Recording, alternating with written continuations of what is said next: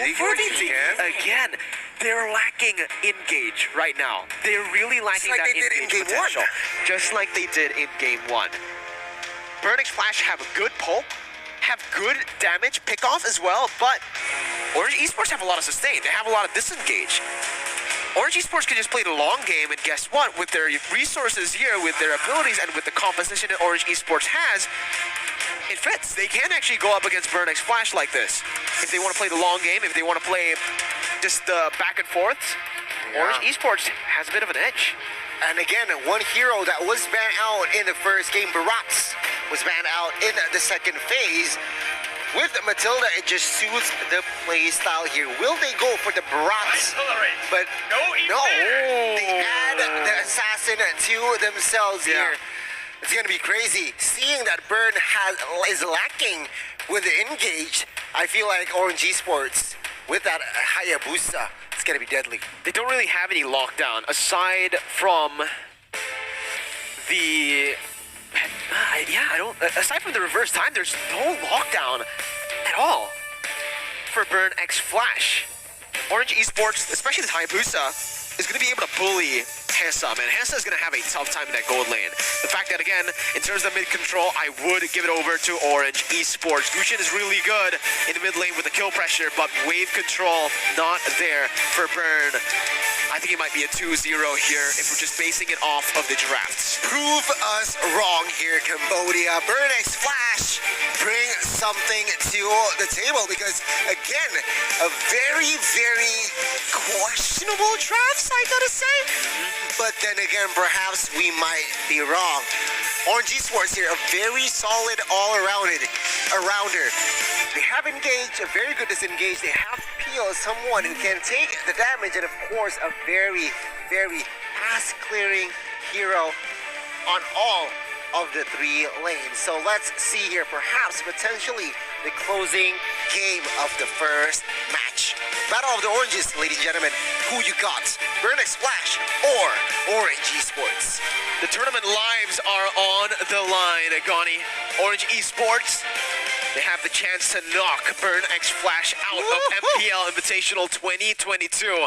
And Burn, they're 1 game away from getting eliminated. They need to just go all out. No holds barred here for game number 2. Let's take a step back and dive. Let's talk about the composition here, right? In the early game, Gusion and as well as Benedetta might invade, might go for the engage, might go for the crazy action-packed kills. But it's going to be very, very tough going up against that French Rin. So let's just jump to the land of dawn here, ladies and gentlemen, to witness the second game of BURNxFLASH and as well as Orange Esports. Let's see, man.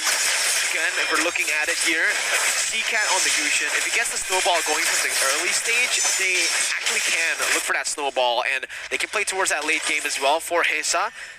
This time, Xion has opted to go for Demon Slayer, so no more bounty for him. And in this gold lane, there's already a chain. See how the Diggy's playing early on, already just to enable Hesa in lane. This is what we expected early on. Amelins dashing forward with solo aim. I don't think that was the right move. He's going to be forced to back off, and Hesa's just going to take this lane slow. I mean, winning that trade boss side, a very important win in the earlier minutes. I mean, he has to recall, but do know that Subway is on that high and dry. So, ladies and gentlemen, I guess Subway wants to isolate members from the BURNxFLASH to exploit that emblem. Now it's 2v2 bot side, D7 taking a lot of damage there from Stormy. But take a look at Hesa. Subway jumps in with that shadow kill on towards the minions. Not D7, a very unfortunate event. Oh man, but you know, there's an interesting fact there where they were actually taking the lane slow. Hesa was not last hitting at all. He only last hit that final cannon minion. He would have been able to get a bit more gold to play with, but because of that, I think Amelins, with a few hits onto the turret, it's not that far off. Burn have a gold lead, but man, I really wonder why he didn't go for those last hits there. Perhaps he needs to focus on chunking HP bars, but first turtle here has spawned 3 members from the side of Orange Esports rotating towards mid. Still no first blood, but that also happened in the first game. The first blood was in the 4th minute, but now I might be wrong. 3v2 bot side. Oh my god, everything is just happening. First blood from Stormy. And Xeon collecting the turtle. Now we can see here ATM. Hessa, what? He gets taken down. But Burn ATM though, finding compensation, collecting the turtle. Man, BURNxFLASH right now, they're able to trade it with that turtle, but again, this Leslie Dickey combination, they're putting so many resources over down below. If the Beatrix actually gets ahead here, and Orange Esports are able to seize the turret down early on, they're gonna have, again, a chance to dictate the game as they did in game 1. Xeon, go for that steal, gets it. Oh my god, Orange Esports here now. They are still in the lead. The Subway, though, is quite low, so he could not contest. But BURNxFLASH, they have leveled up here in the second game. Their coin farming skills with, of course, HSBC. You guys at home should too. But now set up outside 3v2. Shadow kill onto a C7. Easy kill. Collecting that one. But Xeon says he wants the revenge. But is not committed just yet. Orange Esports 3-0 as of now. And this is exactly what I mentioned early on, right? In the draft, when he picked up that Hayabusa, I really liked Orange Esports' draft because the kill pressure that they have, there's no lockdown at all for BURNxFLASH, and guess what? The sustainability isn't even there, right? It's sure you have the Uranus, but I'm talking about that gold lane. Hessa is going to be a free target for that Hayabusa, and even the Diggy. Solo aim here.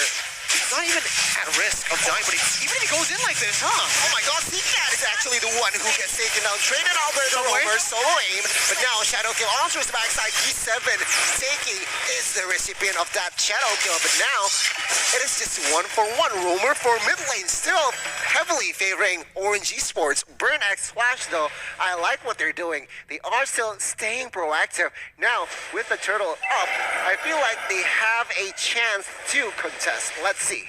Again, that was what I was trying to mention, right? The fact that, oh my god, Subway again. He's just zoning Hessa. Just creating so much space for Amelin to take a lot of damage on a turret. Subway needs to be careful, though. Benedetta jumps in, flanking, taking Subway down. But now, Circling Eagle, perfectly timed final blow there.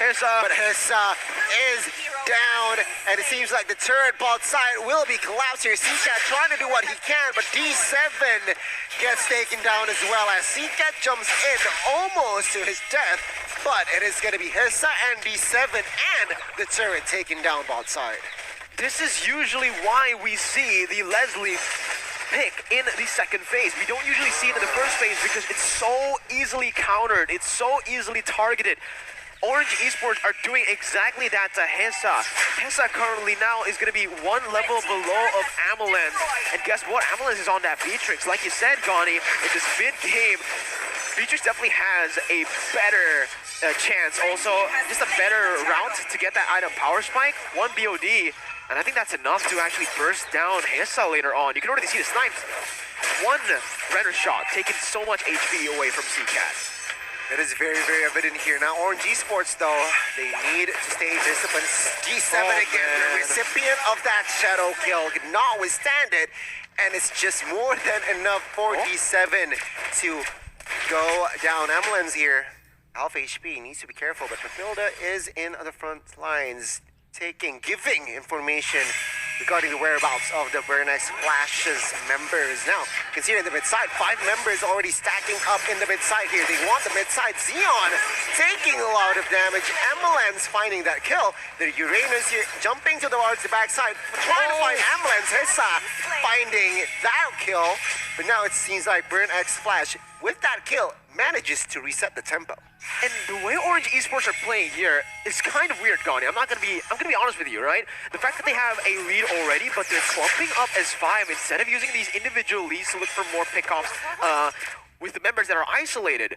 Neo has been completely ignoring his lane, giving ATM a chance to actually shove the waves constantly here. And guess what? ATM is going to have a good time if he gets free farm like this. That's a Uranus who needs to scale, who needs to wait for items. He's been free farming for the past, 6 minutes? About to be 7 now. Orange Esports needs to stay disciplined. Just because they won game 1 and just because they won in the draft here for the early stage doesn't mean BURNxFLASH have zero chance to win. With this composition, Burn can definitely still look for that mid to late game with Hesa on that Leslie. They gotta play their way here, just like Logitech G plays their way with the Aurora collection. Make sure to check that out. BURNxFLASH, they are behind, but it seems like they pick their fights here in game 2. They know when to commit, when to disengage, and that is what I love to see here in the Land of Dawn. Adaptability. But it's still Orange Esports leading the turtle. Orange Esports, Subway, and Xeon. The battle of the Retributions. Who will get a certain Eagle connecting on towards Xeon, but the Retribution is going to fall to the hands of Subway, actually. I saw ATM here trying to be the sandbag in the backside, but now time reverse. Reverse time hasn't been processed just yet. No casualties as of now, but it seems like BURNxFLASH still behind on rotations. Again, Xeon miscalculating on that Retribution. Orange Esports are able to capitalize. Hayabusa was completely stunned in that Retri battle. Burn definitely needs to look for something at this point, and I think that something comes from Hesa. He's the only member who can really carry this team currently in this form. BURNxFLASH. They're losing in all fronts, even though Orange Esports aren't as disciplined in game 1. Orange Esports right now are taking a lot of these skirmishes and a lot of these contests without the setup that they did in game 1, right? Even in that contest, Hayabusa was stunned up, but he still won the Retri battle. I have no words. I mean, again now it seems like BURNxFLASH. Oh my God! 7 with that burn, extra burn. He gets taken down. B7 goes down for the 5th time here in the second game. Not a good look. But on the other side of the map, Xeon here trying to give pressure. Subway still collecting the purple buff, but now he is in a bit of a pickle here. Now Orange Esports, they might go for a invade here in the purple buff themselves, and Xeon has no retribution, so this is going to be very, very tricky. Xeon again doesn't get the purple buff, and Orange Esports maintaining pressure all across the board. It's a disaster, right? Xeon used the Retribution to try to steal Subway's purple buff, and he wasn't able to get that Retribution on time for his own purple buff. So he lost 2 purple buffs there. Orange Esports able to capitalize, and now you can see Orange going back to the basics. The reason they were able to win game number 1. Discipline, right? So they're playing with that again. Neo is in that bottom side, going to match ATM, and this is what they need to do. They need to be careful though. CCAT missed! Oh my God, 3v2. Shadow kill onto it. CCAT here. Luckily, there are minions, but now ATM is quite low. Still managed to escape with that flicker. Neo, though, taking a lot of heat here in the bot side. Hesa claiming a kill. 5v4 now, they might look for more. Solo aim, pulled back, reverse time. The time journey was popped as well, but it is not enough to make him survive. 1 for 1 as of now. You can see here, Flash is popped as well to add more burst, but ATM does not care. He wants to go for that 1v2. Can he do it though? The Lord has been secured, but it seems like not enough damage now. Guiding Wind to save Lilia, but now BURNxFLASH needs to defend. Oh man, once again. It's Orange Esports, Stormy! Oh my God, the shutdown here, but CCAT gets taken down, and Subway, they might want more here, but luckily, the Shadows did not connect to the other member here, but BURNxFLASH finding compensation, taking third bot side. Yeah, that was very worth for BURNxFLASH. Again, CCAT was able to get that kill. It was a shutdown towards Stormy, so even though Subway was able to look for that 1 for 1 in the end, trading it equally, it was still worth it for Burn. The fact that they also have a Lord up top, they're actually able to nullify this gold lead. Orange Esports, once again, like I mentioned earlier, Gani, they're not playing the way they did in game 1. They're underestimating BURNxFLASH, and they're not giving Burn the proper respect. ATM has scaled. He's a monster, and Orange Esports do not have the damage to actually melt him down. The damage can come from Stormy, but again, it's not a reliable way when you're using those blooms, because again, with the Uranus mobility, you can get out of the glooms. Man, I have no words here. Slowly but surely, BURNxFLASH repping Cambodia here. Orange Esports, they are now pressured. All BURNxFLASH needs to do is just stay calm. But Zion now on this Benedetto using that final blow. But take a look at the shadow kill here and a time journey. Oh my God. 1 HP for Zion and D7. But in the backside, ATM actually maintaining the pressure as well here. Giving the zone towards the members. BURNxFLASH and orangeesport first 12 minutes here. It's a stalemate. It is. BURNxFLASH though, I think the longer the game goes, it's going to favor them, Gani, right? It is a stalemate, but it's a stalemate that BURNxFLASH want in this matchup. They don't want Orange Esports to do what Orange Esports did in Game 1. They don't want that to happen. They don't want Orange to play it disciplinedly. With this composition as well, the fact that they have so much punish with their comp means that Orange Esports needs to be very careful. They lost their gold lead completely, that 3,000 gold lead that was built, and guess what? Hesa is level 13, same as Amelens. He probably has the same amount of gold as well. Very curious to see if he has hit those item power spikes, because like you mentioned, Gani, late game, true damage, gonna be insane. Amelens, oh my god, if CCAT actually reads this, Amelens showed up on the map. CCAT not gonna go for it just yet. Oh my god, ATM though. A little too offside there. Of course, 3v1. Unfortunately, Orange Esports is a very, very good setup, punishing that mistake. Now into here 5v4 as the Lord is now spawning.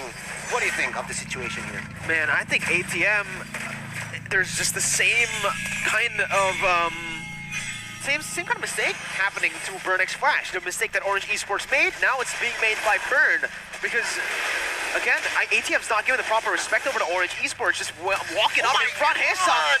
Shadow kill ontowards, still almost taking the two members down to the backside, but Orange Esports has created space, and Zion now trying to look for the miracle play. Will he get it? He will not, as Amelens claiming that kill, and the Lord that is now enhanced will fall to the hands of Orange Esports. Now, they are leading in gold, and as well as they are looking to equalize on those turrets as well.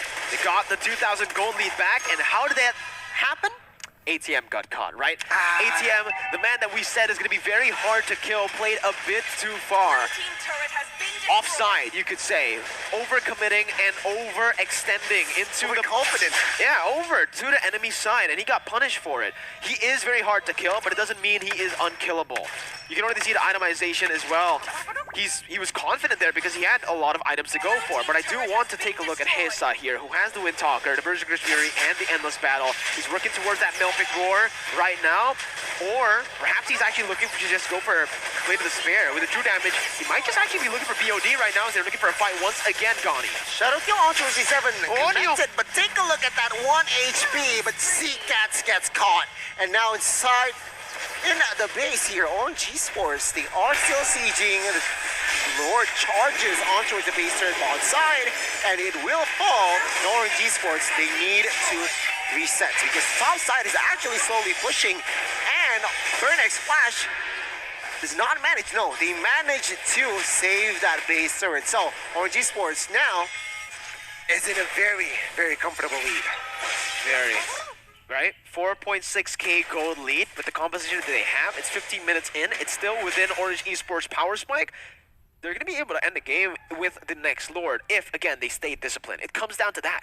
Because the reason it's been flipping for both of these sides, it's been because of both teams being overconfident. It's been because both teams have just been disrespecting each other by the way they position and the way they're taking fights. We'll see once again though, in the skirmishes, BURNxFLASH now with Hesa finally getting the orange buff again.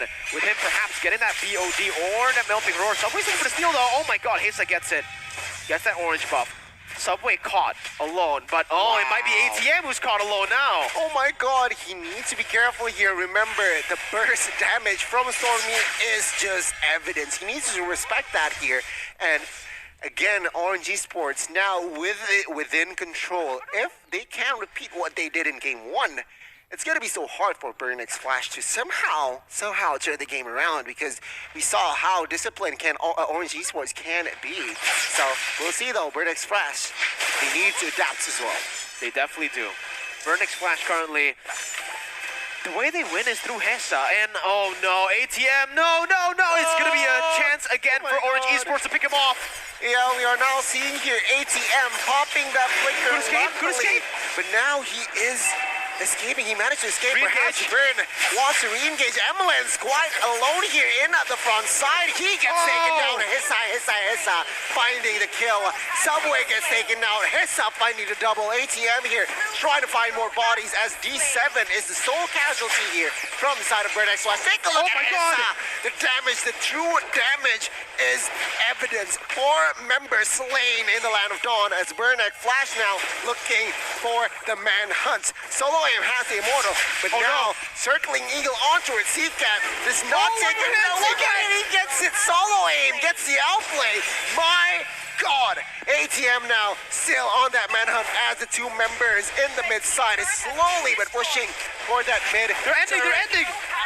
Ambulance in some way though have respawned, so only base turret here is the target as the Lord marches topside. Wow, ATM redeeming himself with that play. That's the reason he went for Flicker this game. Getting out of harm's way, having the consecration and the confidence to pull that play off. We mentioned that he's been overconfident, but there, in that particular situation, that confidence really shined for Burn. And right now, it's their chance to get the game into their hands. The champions of Cambodia looking for the momentum play now with the 2,000 gold lead and with the enhanced Lord now in that top side. I love to see the adaptation from the side of BURNxFLASH. It's gonna be very, it's just so crazy to see BURNxFLASH here again adapting mid-game. Now, 18 minutes of game time. BURNxFLASH looks to equalize here in this series. Can they make it 1-1? Subway and friends. Subway jumps in immediately with that shadow kill. A questionable move perhaps, trying to relieve off pressure, but now Lord is marching top side, taken care of by the side of Orange Esports here as BURNxFLASH could not grab the base turret bot side. The wave control for BURNxFLASH, they didn't have that bottom side pushed in. Nice snipe from Ambulance, chunking D7 down. They're looking for an engage Subway. Oh my God, that's the damage from Leslie. 1 HP for Subway, but now ATM forcing that flicker, but now base turret bot side collapse finally. And now BURNxFLASH, will they force the fight here? Oh my God, circling Eagle aggressively on towards 1 member. The Subway finding Seacat though, Winner's Truncheon to outplay. But now we can see here Solo Aim trying to escape. Orange Esports and BURNxFLASH, 0 casualties, but all of the base turrets from the side of Orange Esports now exposed. Oh my goodness. Burn again are able to force the game out to 20 minutes with their composition. With a Leslie that's been bullied in the early game. He's only died twice, and like I expected, again, he didn't go for that Melvin Roar. He went for the BOD, Gani, because he does true damage anyways. He's gonna rely on the Hunter Strike to actually provide that penetration, but with the true damage that they have, they don't really need that penetration that much. BURNxFLASH can look for a collapse as long as they play with Hessa. They're all good, man. Hessa, you saw earlier on, Subway got chunked to 1 HP just by 1 shot. 1 shot, yeah, from Hessa. It's so nasty. It is nasty, as now the Lord that is now evolved, ladies and gentlemen, has entered the Land of Dawn. Both teams rather, will focus on that objective. Is here actually Hayabusa trying to flank towards the backside. Oh my God, Hayabusa, is this a mistake? Oh, Immortal pops and he gets taken down. Oh my goodness. A slight misinfo there. The lacking of information. Orange Esports now a 5v4 without their jungler. BURNxFLASH might equalize this game. They actually might. Subway is down 46 seconds. He went in for an aggressive play, a risky play. Orange Esports wants to look for an opening, but look at that damage. Oh my God. Ultimate snipe there. But yeah, Xeon will comfortably claim. D7 though needs to pay the price, but ATM does not care. 1v4ing, trying to bait out everything. Ambulance gets taken down. Every member now. Hessa though gets taken down. What the heck? 1 by 1. Orange Esports have fallen, but now Stormy is alive. 1 member that is critical to defend is that Lilia with that skills, with her skills. The fast clearing is just there. We'll see though. Will it be enough? 3v3 now. It will. But now Pops, and now we can see the base is quite exposed. Dion is just focusing on that base. Will he manage to close this game out? Oh my god, the Lord is still up, but the base is quite exposed. And there you go. BURNxFLASH